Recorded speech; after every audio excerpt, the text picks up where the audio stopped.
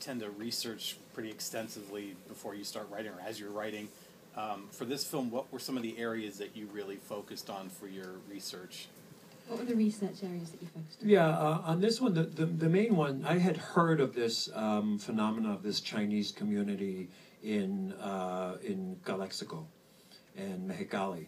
And the Mexicali community actually started when Harry Chandler, who was one of the guys who owned the LA Times, had a ranch down there in the 20s and 30s and was so cheap he didn't even want to pay Mexican wages.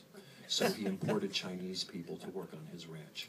And then eventually it became a more Mexican city, but it was originally, a lot of, farm workers, and then the little town grew around this Chinese nucleus. And then I did some research.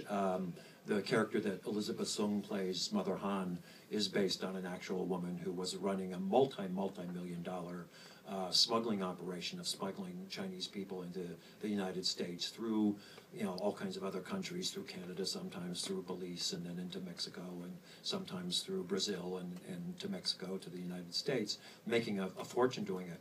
And she, had a little tiny, the kind of store where you buy a really bad calculator on Canal Street in New York, and looked like she was just scraping by. So I did some research on the, her trial and how that network ran. Most of the rest of it, I started the research, and then Lisa Gay Hamilton did the rest about the parole officer.